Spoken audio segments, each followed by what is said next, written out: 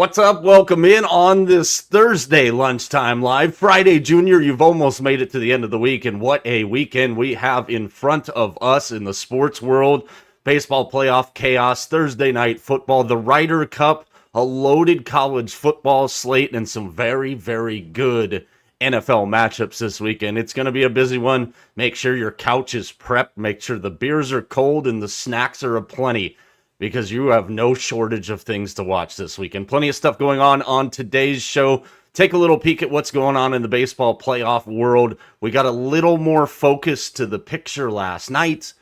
I think we actually have a legitimate debate on who the American League MVP is now. Like it or not, we do. And we've got a Thursday night football game, of course, because it's Thursday. We're going to drop a Satur-lay. That's been pretty good so far on this show. 3-1 on the first Satur-lay, 2-2 last week. Little rough last week. Almost stole one late night on the island. So I've got some games that I've got my eyeballs on this weekend. And at the bottom of this hour at 12:30, I'm going to be joined by one of the best I know to ever do it in the sports gambling space, a guy who is pretty much everywhere right now. The crack man, Bill Krackomberger, is going to join me at 12:30. We're going to talk about all things sports gambling, dispel some myths for you, give you some do's and don'ts, maybe drop a pick in. Who knows? We never know where this program's going to go. If you're watching along, feel free to comment along, and I'll get as many of those up on the program as we possibly can today. Loaded show. This is what we like. Tomorrow, Lunchtime Live, Mac will be with me. We'll get into a lot more of what's going on this weekend. Top of the fifth inning right now in Cincinnati at the Great American Bandbox. The Pirates and the Reds 0-0 right now as we roll through into the postseason picture, which will be done at the end of this week. On Tuesday, we have wild card bonanzas. Do the Dodgers celebrate in the Diamondbacks pool here in about 40 minutes from now? It'll be interesting. I'm sure the Diamondbacks have already told them no. But who knows? Let's start in the National League because that's the game that we got going on right now.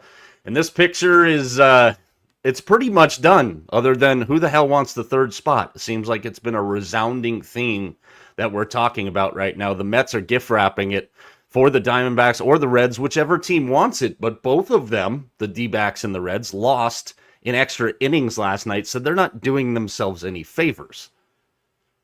San Diego's set there. They have an outside chance to catch the Dodgers, but with the Dodgers win today, they can clinch the NL West. So let's go through some of these tiebreakers as far as they pertain to the National League. And there's really, again, there's not much in the National League. The biggest thing right now would be the Dodgers winning the West with a victory today over the Diamondbacks. Again, that game is coming up here in just a little bit. As far as the only other thing to kind of play for right now, other than that third wild card spot in the National League, the Brewers can clinch the top seed and home field advantage throughout the postseason today if the Marlins beat the Phillies. Where everything gets a little goofy is when we flip over to the American League side, because, and we talk about this on the show all the time, me and TJ and Mac, all three of us. You know, we even on our short videos at Mike Arana Show everywhere but Snapchat, because we're not 12 and Snapchat sucks. But when we are watching something, whether it's in your favor or not in the sports world, appreciate what you're seeing, because history unfolds right before us. And don't be one of those tool bags that goes to a game and has your phone out to capture the great moment so you can watch it back later. I was lucky as a 49er fan. My dad and I went to the last regular season game at Candlestick Park.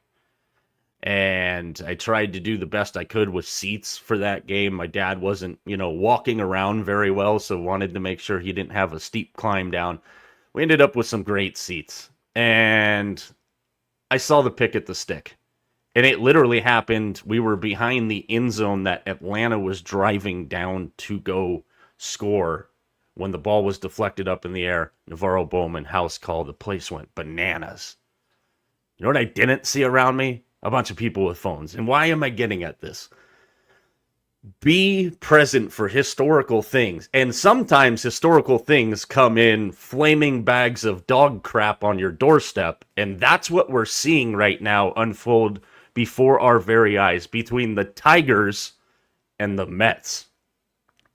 We're literally watching two of the biggest collapses in the history of baseball happen in the same season. And if you're the Mets, I think you almost have to send a fruit basket to the D, because what Detroit has done in the Central to put themselves now on this American League wildcard list that you're looking at has actually taken a little bit of the, I guess, attention away from the Mets. But these two teams are pulling history right before our eyes.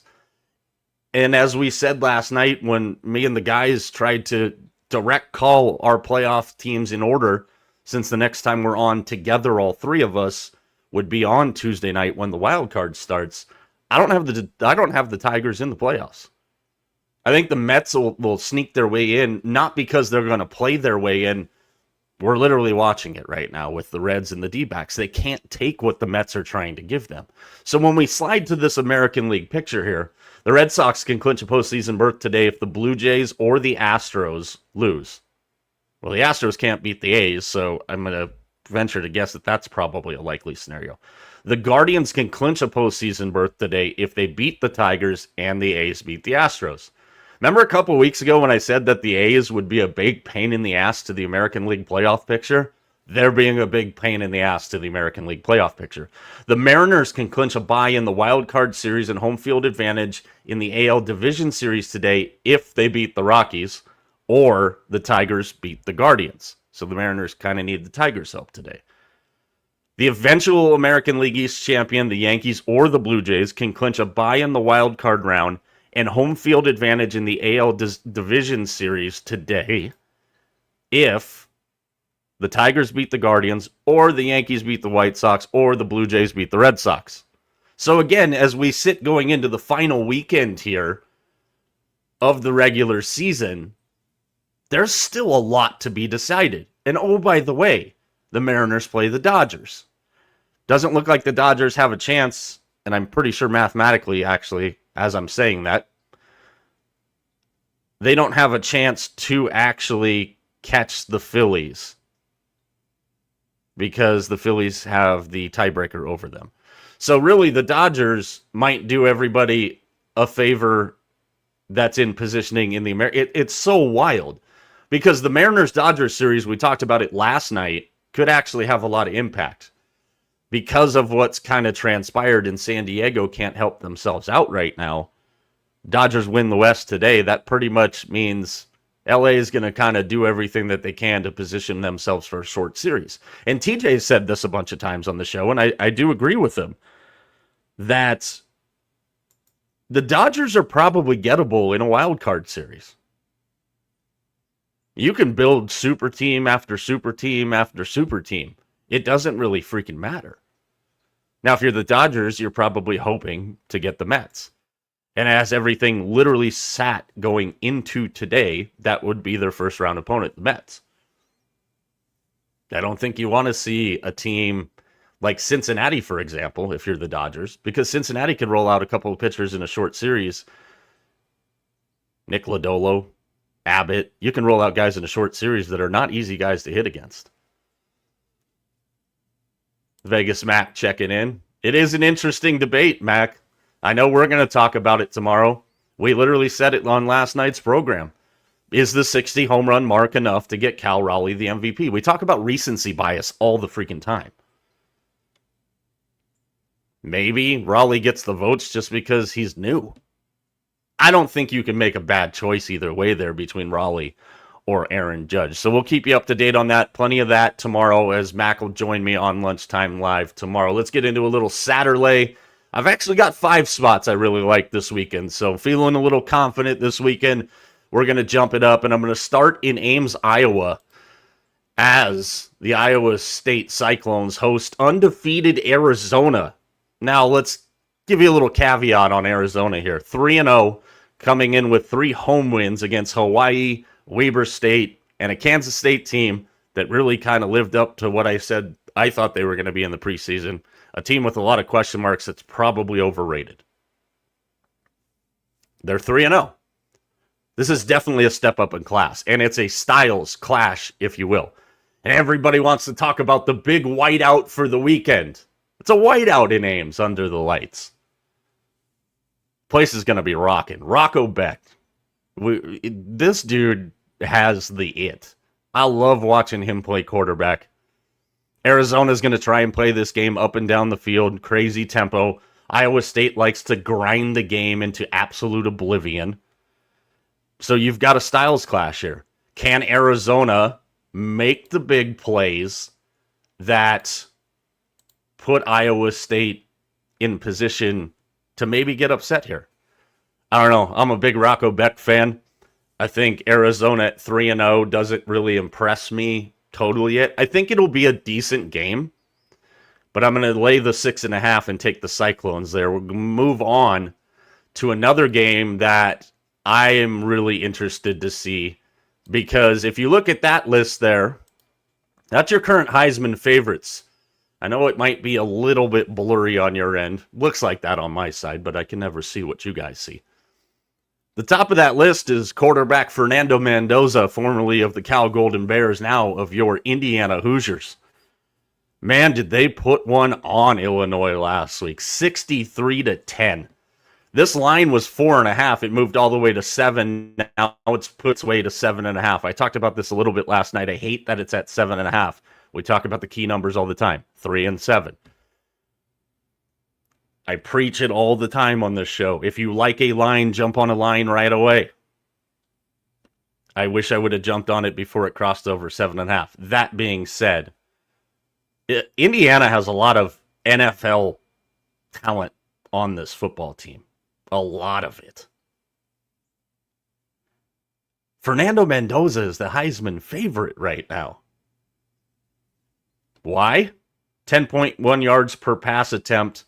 Much higher than the college football average, which is 6.39. And Kirk Cignetti, Google him. All he does is win. He'll tell you himself. And you can't argue with him right now. But what he does with transfers, the transfers that he's taken into Indiana in his time there, I think Indiana might actually start being a legitimate football school. Cincinnati just took a 1-0 lead on the Pirates. We've got a challenge situation going on. Roman Emby, another transfer, 5.3 yards per carry. That's higher than both of his 2-year totals at Maryland. The Indiana thing, or the Iowa thing, I thought Iowa was going to be a team that could surprise this year in the conference. Shame on me there. The Mark Gronowski experiment has not turned out like they thought it would be. And to be fair, he had off-season shoulder surgery. Might not be a totally healthy quarterback right now. Their offense, again, at Iowa, which is a common theme, has been dreadful. That's dangerous in a game where you're going to have to score a hell of a lot of points. Iowa's defense has been what Iowa's defense typically is, pretty stout for the most part. I don't see how they stop Indiana in this game. So as much as I don't like the number over the 7 points, I would have liked it a lot better at 6.5. I'm still going to lay the 7.5 with Indiana. This team's damn good. And oh, by the way, the next game on the schedule for Indiana is against Oregon. You know, talk about a point palooza, maybe. It's at Autzen. We'll get to Oregon here in a second. I'm going to take Indiana and lay the points. When we go through another big game, and I'm going to leave this graphic on the screen for this next game, but it's one of the 2 premier games of the weekend, and that's Alabama against Georgia. What do we make out of either one of these teams? Well, the first time we saw Alabama, they got kind of blasted by Florida State. 31-17. The score was not indicative of what that game was. Alabama was sleepwalking. With Georgia, we saw them play Austin Peay and Marshall. But then we saw them play a incredible game, back and forth game with Tennessee. They beat Tennessee at Neyland. Gunnar Stockton's on this list. He's 4th up there in the Heisman odds. You know, you don't see up there anybody from Alabama. We talk about Kirby Smart, and he's been the dominant coach of the recent memory here. 107-13 is Kirby against college football, but he's 1-6 against Alabama. Well, most of those were against Nick Saban. I understand that, but not all of them. I think Georgia's secondary in this game is going to have a very, very difficult time. They are going to be back on their heels. Ty Simpson, 72% completions this year. If you follow our guys on the Herb and Raj podcast, you know, Herb's been on our show. I've been on their show. Tyrone Cornelius Simpson, to those of you scoring at home. But he's got Jeremy Bernard, who I think is one more big game away from maybe getting onto the bottom side of this list. Ryan Williams, and they get Jam Miller back. And I think that's kind of being a little undersold for this game. It is in Athens. It's a very tough place to play. A very big proving point, if you will, for Kalen DeBoer. I think Kalen DeBoer is going to be just fine there. In this one, obviously, I can't wait to friggin' see it. That being said, I think there's going to be a lot of points scored in this game, so I've actually got 2 plays in this game. I'm going to play the over. Hands down, no doubt about it. Hammered the over at 52.5. Alabama, 3-point dog. There might be a 3.5 out there. If there is, obviously take that one. It's a better advantageous position for you if you're on the Alabama side. I think this is a 1-2-point game, maybe a field goal game. So not only am I going to play the over 52.5, I am going to take the Tide +3. And finally, on the college football slate, it's a whiteout game, which Penn State never loses. Let's be fair about this. They've won 6 in a row. If you look at the competition over the 6 in a row that they've won, not great. This is their biggest test in their last 7 whiteout games, if you count this weekend. James Franklin, we can sit here and belabor the point all we want to. 4-20 against AP top 10 opponents. They're favored by 3.5. Key numbers here. You know, again, everybody lauds the Oregon offense and the up-tempo and the high-flying and the uniforms and this and that. I can't sell this point to you enough. This Oregon defense is really damn good. And so is Penn State's. But Drew Aller has looked below average against Nova. Most of us didn't even realize Nova had a football team. FIU and Nevada. And he's looked below average against them. This Oregon secondary, not only can these guys get after you at the line of scrimmage, they've got a lot of speed on the defensive side of the ball. Can Oregon's pass rush get in there and help that secondary just lock in? I think Drew Aller's in for a rude awakening on Saturday. I think everybody just thinks because it's a whiteout game and Oregon's the road team. Listen, Oregon's been on the road. Yeah, I know Northwestern isn't great, but they've been on the road. They manhandled Oregon State and Oklahoma State. Yeah, I know they're not good. I talked about it in our season kickoff show. Dan Lanning in his 3 years at Oregon. 3 losses, 2 losses, 1 loss. I picked Oregon to win the national title, knowing damn well this game was on the schedule. You're going to give me 3.5 points, and you can say coaching doesn't matter. I think it matters a hell of a lot more in college football than it does in the NFL.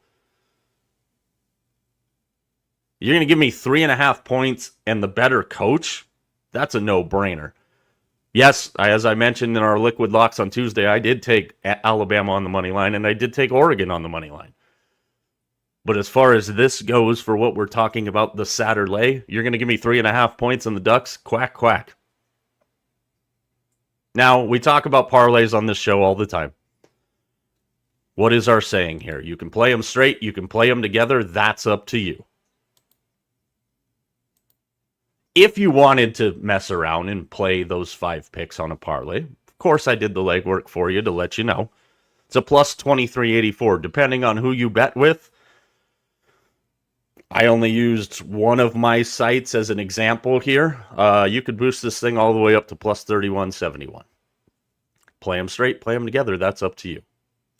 So plenty of stuff going on. And again, there's a lot of great college football games this weekend.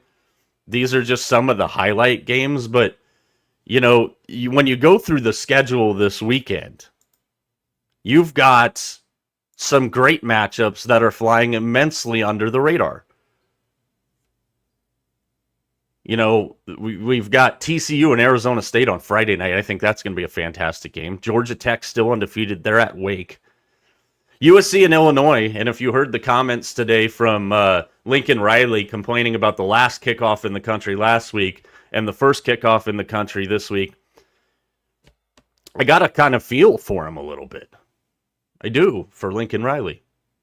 Oklahoma fans are like, how dare you?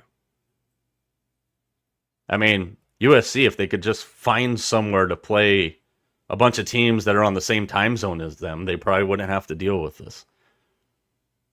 But I thank Lincoln Riley because I was kind of thinking about the over in that game, and he's already building in the excuse, talking about how they're adjusting to things. I think USC wins the game, but I'm going to lay off the over there. Thanks, Lincoln. I appreciate you. Billy V checking in. Penn State's got to be able to run the ball consistently with Allen and Singleton, and those two are dynamic.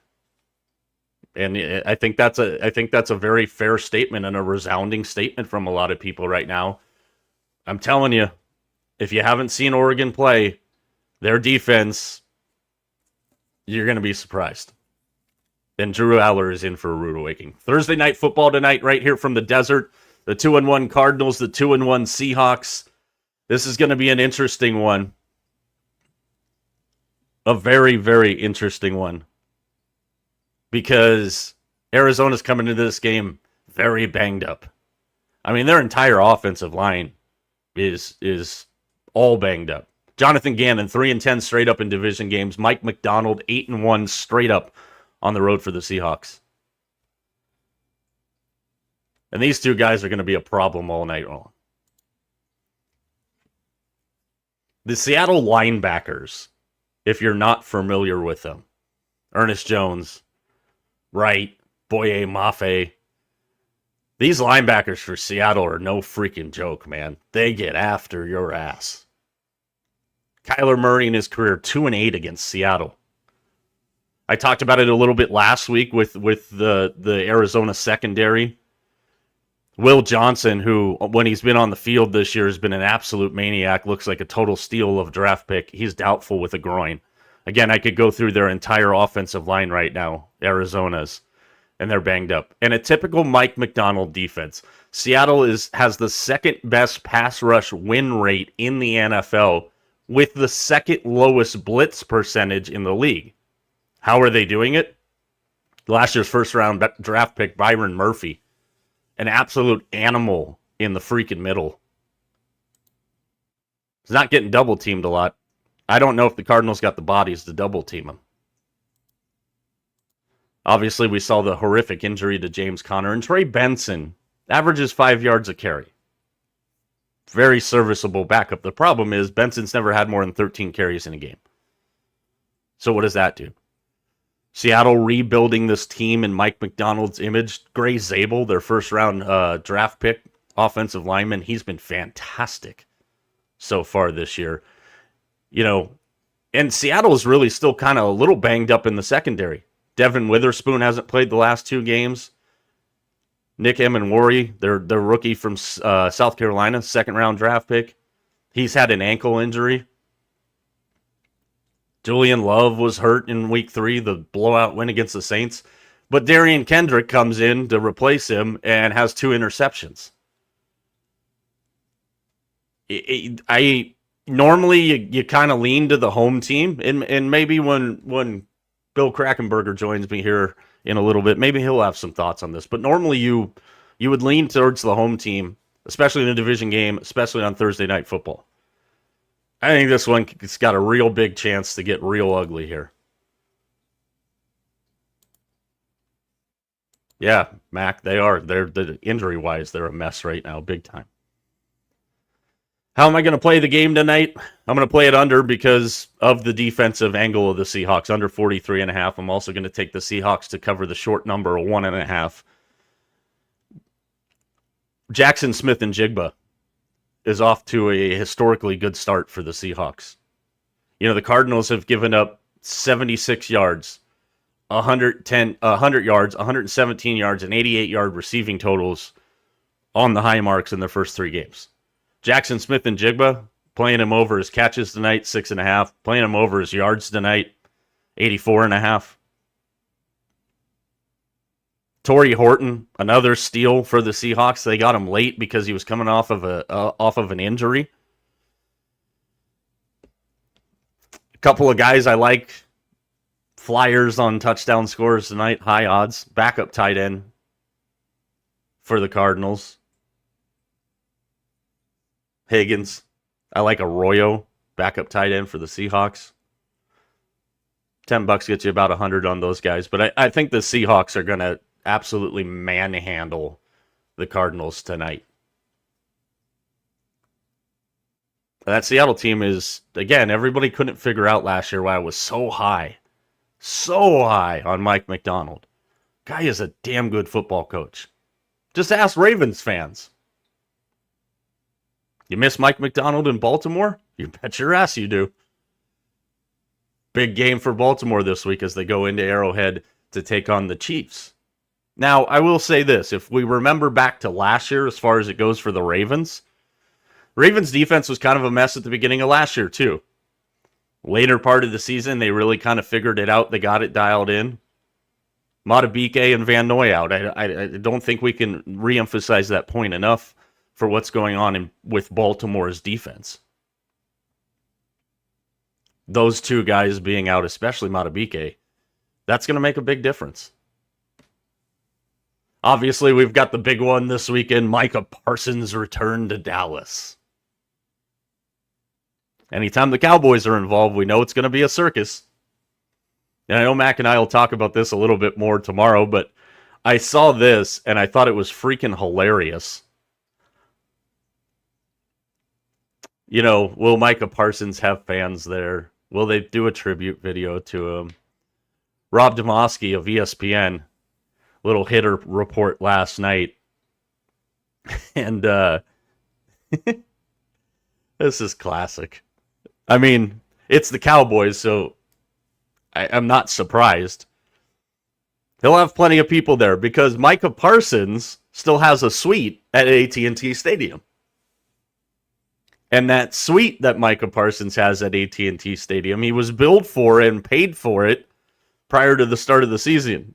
And as Demoski reported last night on ESPN, he couldn't get a refund. I mean, is that not Dallas Cowboys to a freaking T? You're not going to give the dude a refund on his suite? I'm really interested to see that game because I think it's going to be an absolute circus. Mac will have that game on our social channels at Mike Arana Show. Sunday Night Mac, as always. TJ and I actually both thought last night that Dallas has a little bit of a chance. Every year, we always get a handful of games that are question mark games. You leave the game going, what the hell just happened there? I think this one could be one of those games. I've talked about Jordan Love a lot. I'm not 100% sold on Jordan Love yet. This is a game he can prove to me that he's worth all the hype. Because in this game, you've got a Dallas defense that probably couldn't stop me. I'm not super old yet, but I mean, that Dallas defense is bad. So if Jordan Love is everything that Jordan Love is supposed to be, well, then Jordan Love should be able to attack and destroy and split apart this Dallas defense. We'll see if that happens. Either way, you should want to tune in because it's going to be a damn circus because it's a Cowboys game. That simple.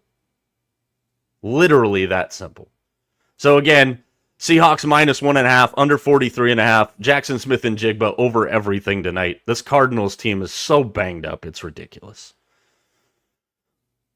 Let's talk about some other stuff right now. You've seen this guy all over the place. And I probably won't even be able to functionally tell you everywhere that he is. Fox Sports Radio, Wager Talk, VSiN, his own show, Wisecracks, John Orlando, and a bunch of other guys. One of the sharpest guys I've ever had the pleasure of speaking to in the sports broadcasting, sports gambling space. We've been talking about this for a long time, and he joins me now, the Crack Man, Bill Krackomberger. Crack, what is going on, my friend? Hi, Mike. How are you? Good, buddy. Just ran home. Just got here in time. Yeah, I just got off Veasan, and I forgot I had to make some commercials for my Fox show. Hope you don't mind that in the background there. Absolutely Um, not, man. yeah, no, I'm totally blessed, Mike, to get a nationwide show on 500 networks on Fox Sports Radio. I pinch myself sometimes. Here, you got a kid that hardly had, graduated high school, never mind college degree or anything. But that's what it takes: street smarts, common sense, decision-making skills. That means as much as a college degree. Um, but yeah, no, I just running around making videos of every Monday and Thursday. I have to make a commercial. I always forget for them, so my alarm goes off, and I forgot to make the commercial. So I'm driving home from breakfast, which for some reason breakfast is more important than anything, right? I mean, it's a Veasan show, breakfast, and I get the alert in my phone. I pull the car over in a parking lot and make the commercial about tonight's game. Yeah, which is unbelievable that they do this. I don't know how long this is going to last. They have 102 Juice MGM on the game here an hour before game time. But anyway, yeah. So, and you said something before about like where's the show's going to go.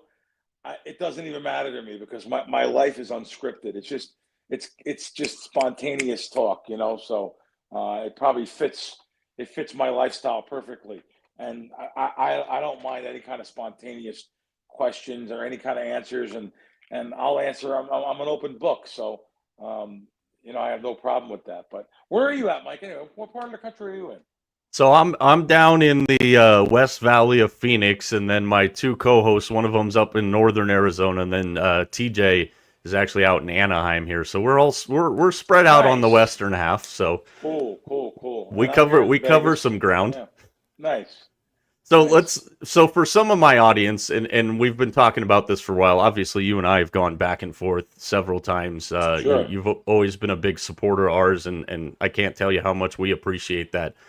You've been doing this a long time. Like, how did you get in? Everybody wants to be a pro sports bettor, but it's not as easy as it sounds. And you've been doing it for a long time. Tell a little bit about your background and how you got to this point. Yeah, and first off, Mike, I try to get back to everyone because that's who my father taught me to be. My father was it's unbelievable my background. My father was an old-fashioned country guy from the mountains and hills of West Virginia and Ohio. He grew up on the Ohio River. My mother was a Italian from the Bronx. Like, my father was in the Navy. They met, and that's how they met over there on the East Coast. And my father wouldn't want it any other way. I like to think that I'm my father's son, and you have to be nice to everyone. You have to be remember where you come from, and you have to treat everyone like you'd want to be treated. So I grew up back east, and of course, the little boardwalk town I grew up on was Kingsburg, New Jersey, a little 1 mile square town. It's funny. It was known for 32 bars. So 32 bars within a 1 mile town on that boardwalk and in that whole area. And that's where I went to school. And we all gambled. It was a rite of passage. My mother's family, especially being from the Bronx, the Italians, they gamble. We pitched quarters behind post office and played head-to-head blackjack on that boardwalk. AC Ducey and different games, and that's what we did back then. And it took someone to show me the right way to gamble, though, and to show me that you almost want to be the house without being the house. Just know what the public's on, and even knowing all that stuff, even though dealing blackjack to the bottom of the deck, which is an advantage. Obviously, a deck of cards has 4 aces, so you can just keep track of a side count of aces. My cousin taught me a lot of good things, but even with all those skill sets, you need so many more to be successful. And at first I wasn't. I was a losing gambler many years before I became a winning gambler. And it took a lot of years of not chasing bankroll management, doing the proper things that my partners showed me. And I was going to Monmouth Park, Meadowlands, running around like a little, a maniac when I was a kid. Atlantic City when I was 16, doing a lot of that stuff. So I had to overcome those habits, and given 20, I didn't know I had no idea the household was 20% at the racetrack, and only 1% on video poker. I didn't know the difference. It didn't matter to me. It was action. That's what you grew up for, action. So it took a partner of mine to show me exactly what to do and how to do it. And I've been professionally gambling now for almost 30 years. And now what that means, what professional gambler means is there's no sweat. I just said it on VSiN. I was actually on a little vacation in Scranton, Pennsylvania for a couple of days, and my buddy had $50 on the Eagles minus 3.5. I had plus 4.5 on the Rams for a large amount of money, 5-figure swing actually. I had plus 4.5, plus 4, and even some plus 3.5 even. And I never even told him who I had, but he was yelling and screaming for that $50 like crazy. And to this day, right now, to this time, he has no idea I had the Rams, like I said, for a lot of money. And that's the mark of a pro. There was no, I just take it as it comes, and that's really about it. I mean, you guys have sports betting there. You have lots of places that book sports now in Arizona. I'm sure you're watching the games, and if you lose a bet, most people, they get upset and say, how can I get that back? I got to get that back on the night game. I just got to get even for the day. That's how all these casinos were built, Mike. Just let me get even for the day, and I'm going to go home, And it's overcoming that and knowing this is a business and treating it like a business. That's what I do, Yeah, they definitely didn't build that amazing city that you reside in on winners. That's for damn sure. And I think that kind of leads me into like my biggest thing right now. And I've told you this before, but when we started this program, as I told our guys and some of our audience that's been with us from day one, which we appreciate, you got to be really conscious of where you're getting your info and your advice from. And you've seen this thing kind of blow up, Crack, over the last couple years, especially as more states get legalized sports betting. What's your thoughts on the space right now and the touts and all of the people that are like, oh, I'm 8-0 in my last 8, but they're not showing you their 18 losses in their last 26 out of those 8 that they've won. What's your overall thought on the space and some of the influencers that are in it? Yeah, I don't want to mention anyone, names. It's not a good look throwing anyone under the bus, but it really is an island of misfit toys out there. It really is. It's so bad. There's everywhere you look, it's people screaming and yelling, showing their fancy cars and their jewelry. And, like I always tell everyone, I mean, I wear $25 shirts. I drive a Kia outside. I can go out and get any car I want. I can get a Rolls Royce tomorrow if I want with no payments. But that's not a good look, and trying to be someone you're not, just to say you do things, and it's just not a good look. I see it all the time. I see so many influencers giving out games that don't even bet their own money. They don't even bet money on the games. People on these big networks on TV talking about games. They've never had a winning year in their life, and it's sad. It's scary, this morning on one of the shows I was on, we were talking about why people bet the big name sports books, why they bet them compared to the old-fashioned PPH or the local guys. Well, it's because of TikTok and Instagram, people showing tickets. Oh my God, I won an 18 parlay for $60,000. I only spent $8 on it. Well, you can't do that with a local guy because they're not going to pay out that kind of money. The software's not going to take that kind of bet. But as long as people are chasing dreams like that, same game parlays, they see their hero athletes, LeBron or whoever may be doing advertisements today, they see all these guys that they look up to and say, oh, I got to be like him. I want to play with that sports book. Meanwhile, they're paying double or even triple the juice that they did with their local guy that I did back 10, 20 years ago.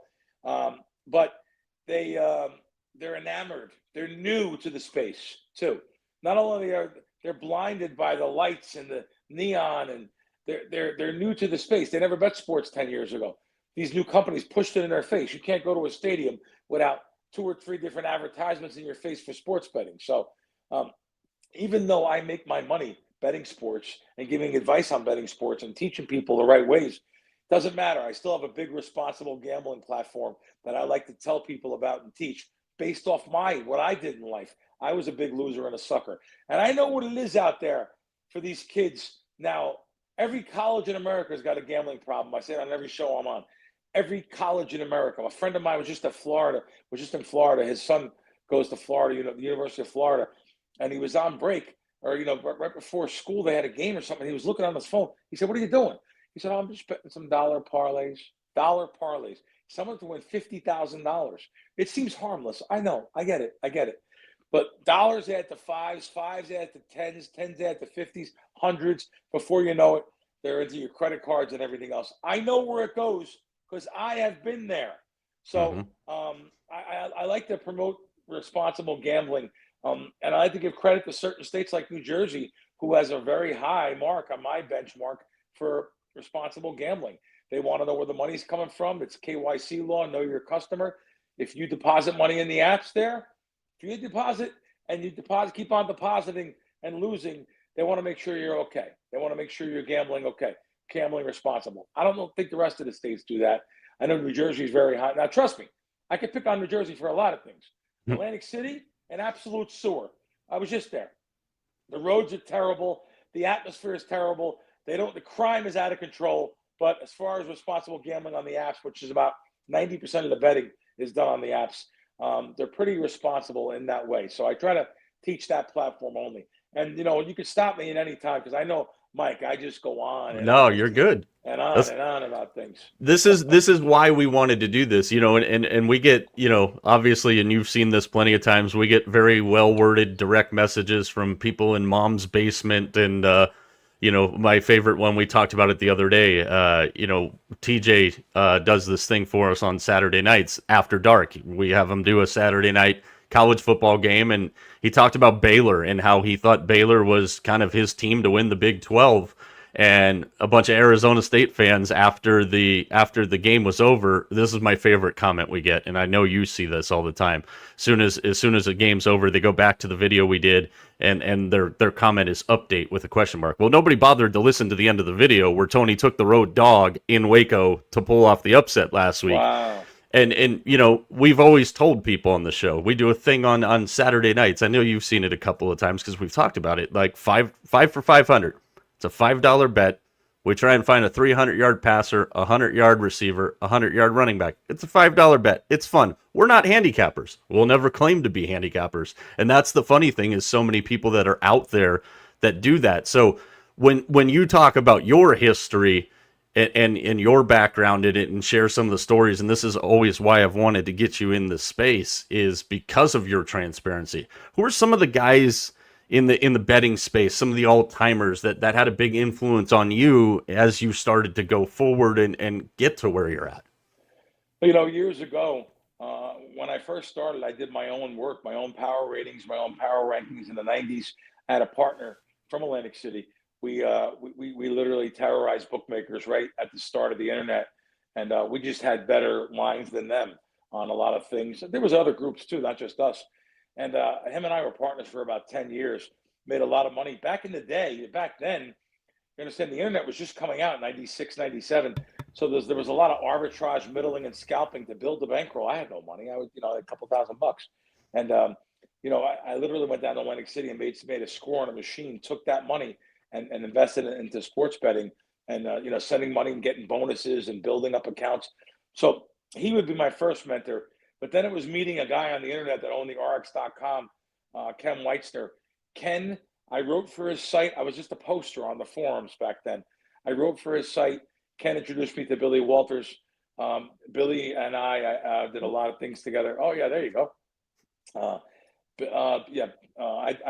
Listen, I love Billy. I know a lot of people say some bad things.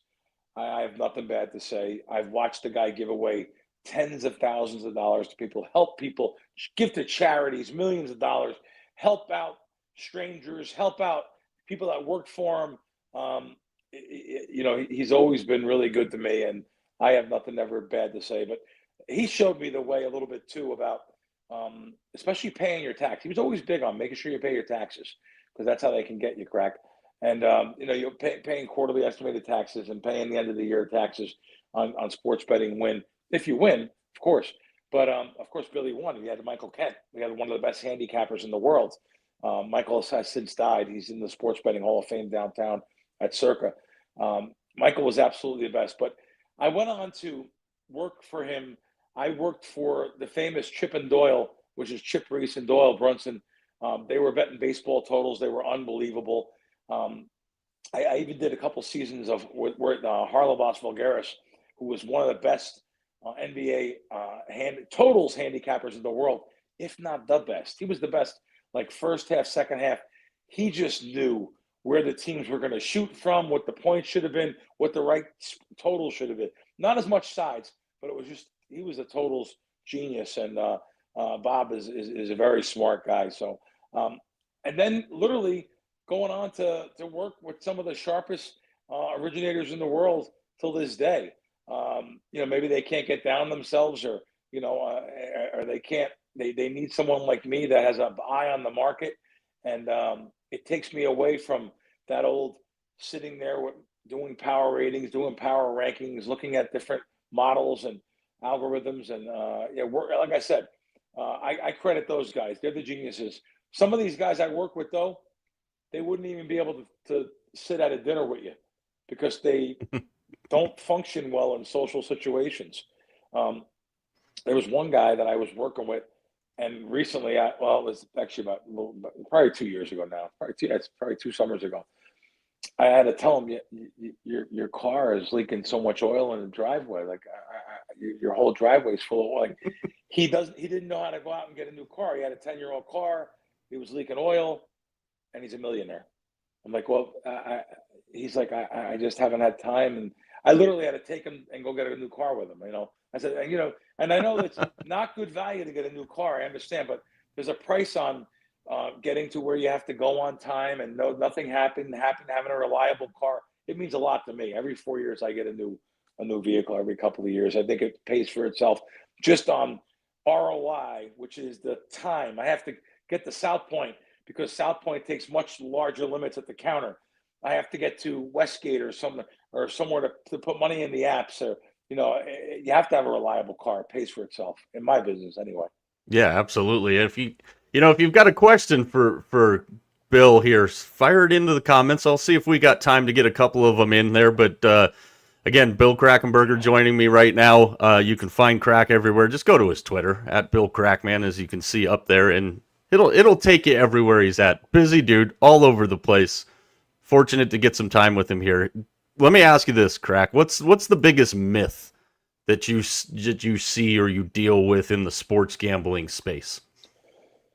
Well, following people that win and show a big ticket that they won something or they win something, and they're screaming and yelling and showing their Fugazi cars they brought on their shoulder and all the hotshot jewelry and everything else.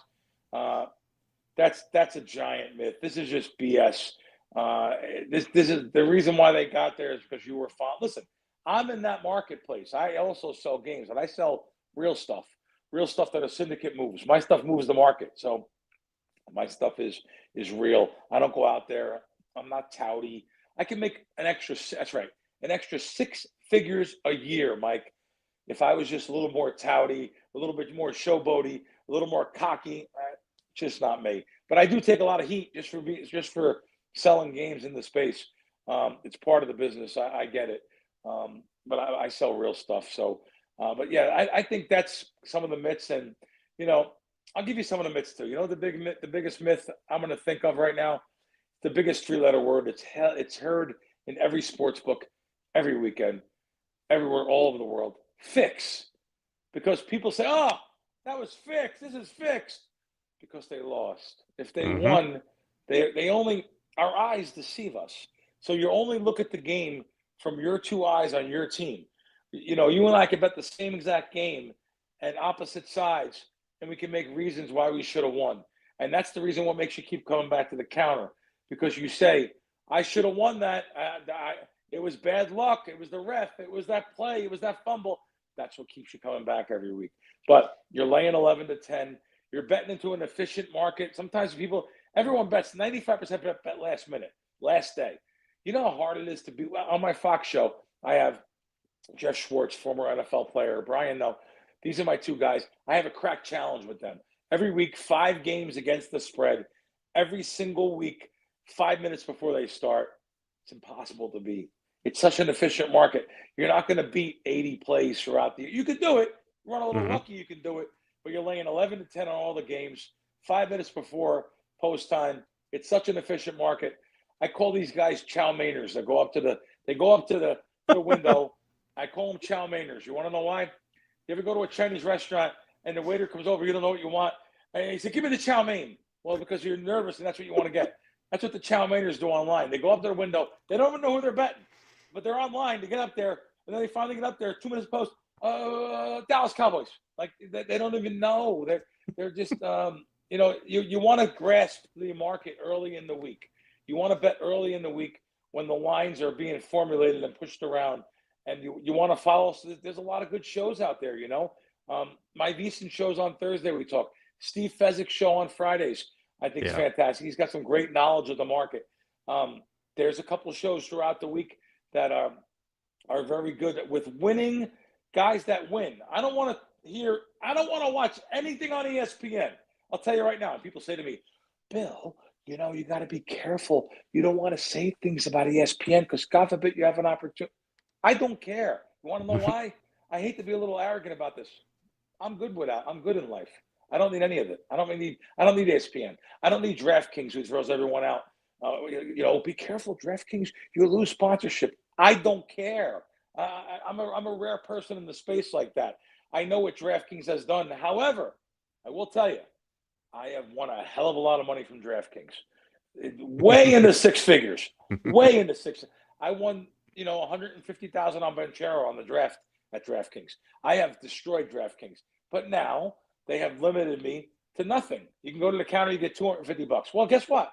That's good for most of the country. It is, because the average bet in this country is less than $100. It's fantastic. And if you have a DraftKings account, please follow the stuff that I say and Fez says. You will destroy them, and you'll be thrown out or limited to $5. They can't throw you out. Legally, they can't throw you out for winning because of many laws back in the day, but they limit you to $5 or $3 or 10 grocery dollars. So, but then again, like I say, for 99.5% of the public, the big sports books like that, they're fine for everyone. I give them credit. They do give you some bonuses and sign-up bonuses, and they have casino hosts that get you in. But just know that if you're being called by a host or someone to match your deposit or give you free hundreds, you're probably a losing sports bettor. So try to change that around and follow some of the stuff the sharp guys like myself and a couple others do say.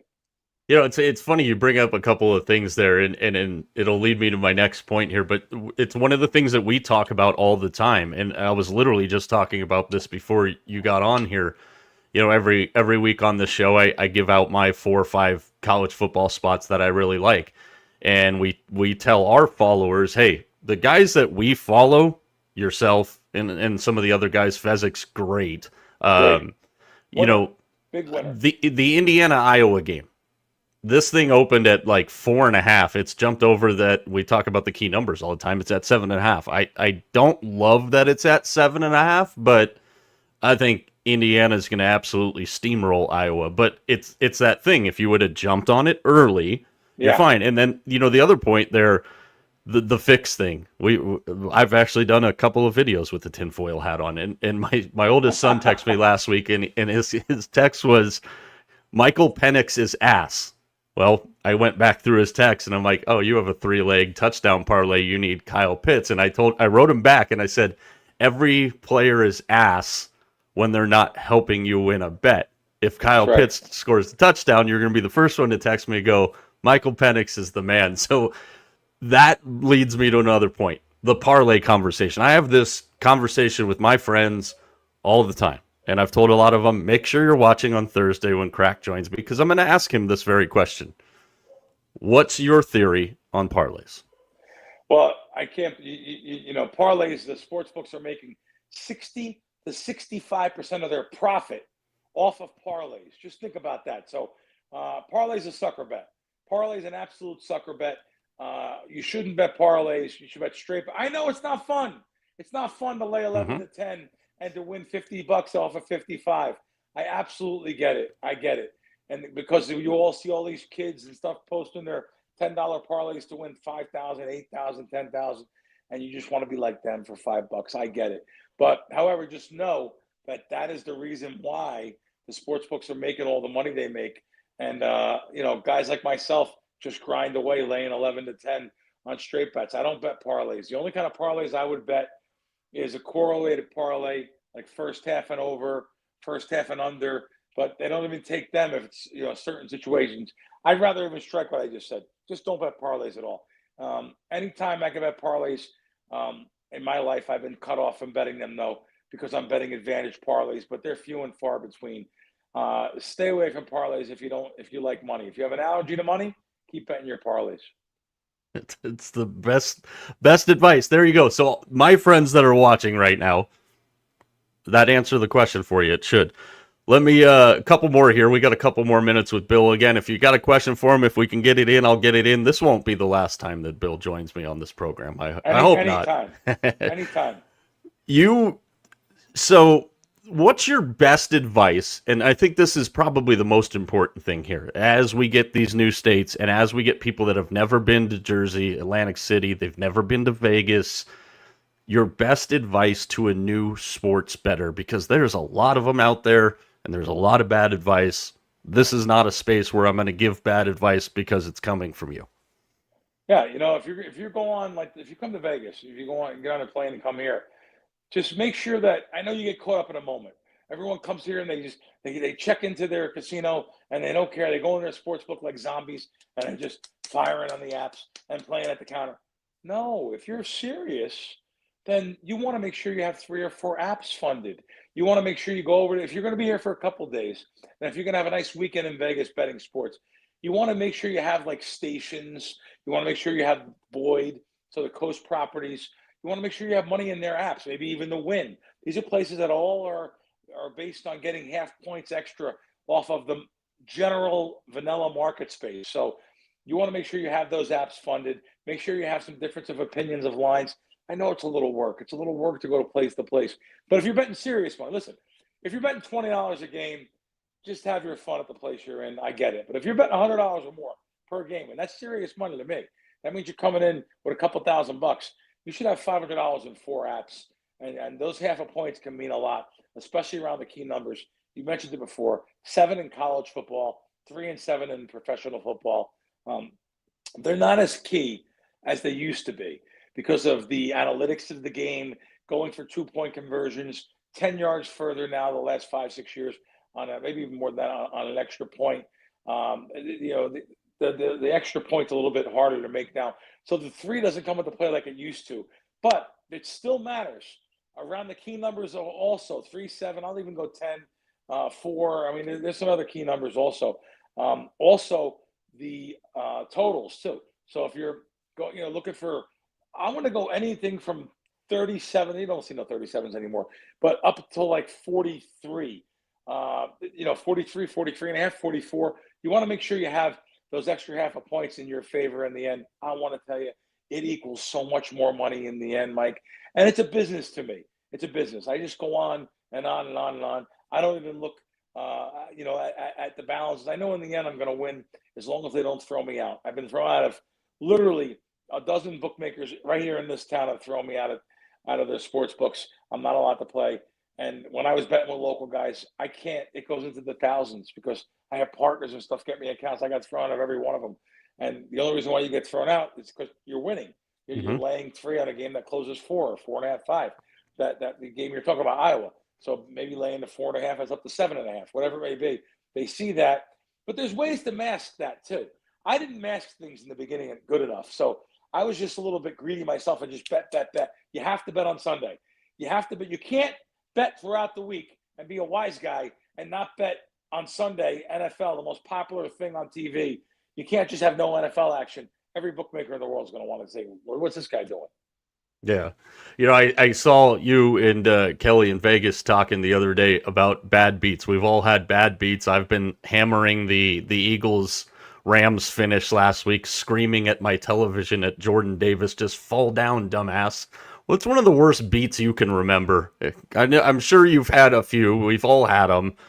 But I know there's got to be 1 or 2 that stick out in your mind. Listen, that one was a terrible beat. Yeah. That's an absolute terrible beat. And if I think about it, and I was remaining silent But if I think about it, that's one of the worst beats of my life. What was I had plus 4.5, like I said, plus 4, plus 3.5. That's one of the worst beats in my entire life. And here's just one bet. There's one. There's 3,000 Rams plus 4.5. That's just one bet. That's one. So I'm sitting next to my buddy who's got $50 on the game. I had, I think, 6,000 on it. Now, the reason why I had so much on it, that was my best. I don't bet a lot on NFL sides normally, but I knew the 4.5 was a really good line. This was a game last year. These two teams faced on the playoffs, and the Rams really had a shot to beat them. I liked the Rams in that game. That was a terrible, terrible beat. One of the worst beats of my life. I can remember over the years some really bad beats, some last-second breakoffs, and believe it or not, one of my worst beats, because it was so little to make so much. There was NASCAR. This is back in the day when I used to bet NASCAR.